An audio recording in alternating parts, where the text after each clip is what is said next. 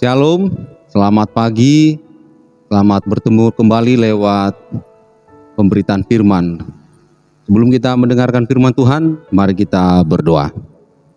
Anugerah dan damai sejahtera dari Allah Bapa dan dari anaknya Tuhan Yesus Kristus kiranya menyertai saudara-saudara sekalian. Amin. Firman Tuhan hari ini diambil dari kitab Zakaria pasal yang ke-8 ayat yang ke-16. Inilah hal-hal yang harus kamu lakukan. Berkatalah benar seorang kepada yang lain, dan laksanakanlah hukum yang benar, yang mendatangkan damai di pintu-pintu gerbangmu. Demikian firman Tuhan. Yang menjadi topik renungan kita, berjalanlah di jalan yang benar. Saudara-saudara yang terkasih, kalau kita berjalan di jalan yang benar, bisa dipastikan kita akan tiba di tujuan yang kita harapkan. Tetapi kalau kita berada di jalan yang salah, maka sangat bisa dipastikan kita tidak akan bisa sampai di tempat yang kita harapkan. Saudara-saudara, demikianlah yang terjadi bagi bangsa Israel. Waktu itu mereka berada di jalan yang salah. Mereka berlaku yang tidak benar di hadapan Tuhan. Setidaknya ada dua hal dikatakan di sini, yaitu pertama, mereka tidak berkata benar seorang kepada yang lain, dan mereka juga melakukan hukum yang salah. Mereka tidak melakukan hukum yang benar. Saudara-saudara, untuk itu Tuhan menghukum bangsa Israel.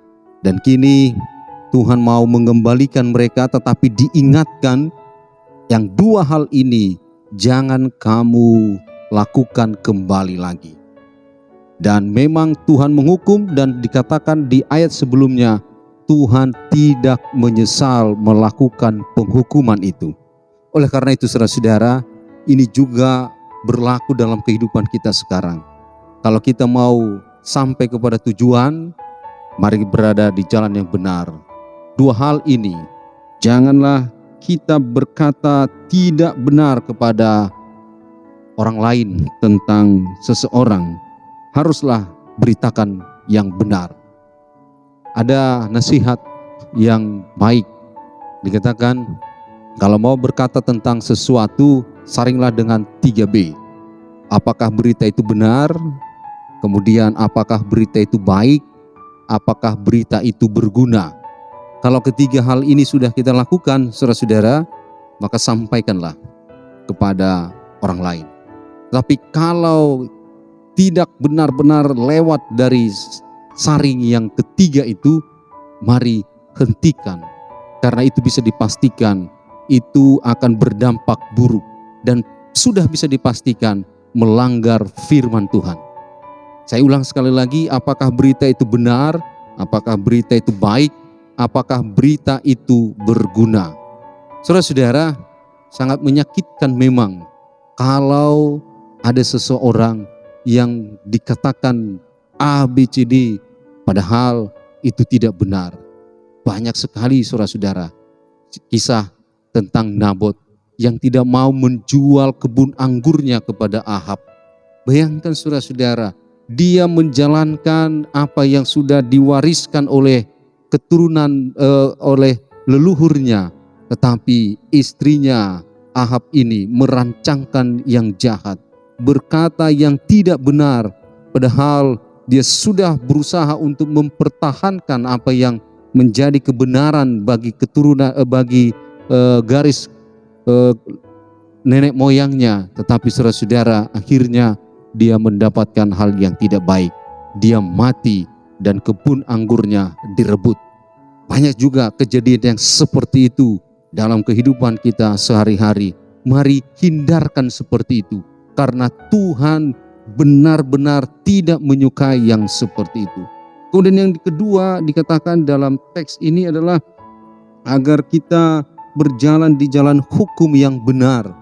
Banyak sekali orang karena uang bisa membeli hukum itu dan membelokkan hukum itu untuk kepentingannya. Ada karena kuasanya dia membelokkan hukum itu sehingga dia dianggap menjadi orang yang kebal hukum. Tapi saudara-saudara, Tuhan tidak memandang bulu terhadap pelaksanaan hukum. Daud yang melakukan kesalahan, dia seorang raja sekalipun, Tuhan akan hukum kalau dia berlaku salah. Ketika dia mengambil yaitu Batseba dengan caranya yang licik, membelokkan hukum sampai membunuh Uria, Daud akhirnya ditegur dan dihukum Tuhan Allah.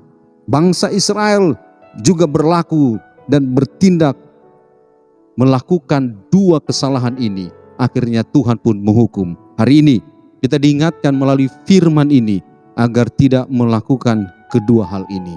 Dan kalau kita tidak melakukan kedua hal ini, yaitu berjalan di jalan hukum yang salah dan berkata yang salah kepada orang lain tentang seseorang, maka kita akan dihukum. Tapi kalau kita lakukan yang baik, dikatakan di sini kita akan membawa damai bagi banyak orang, dan damai itu ada di pintu-pintu gerbang kita.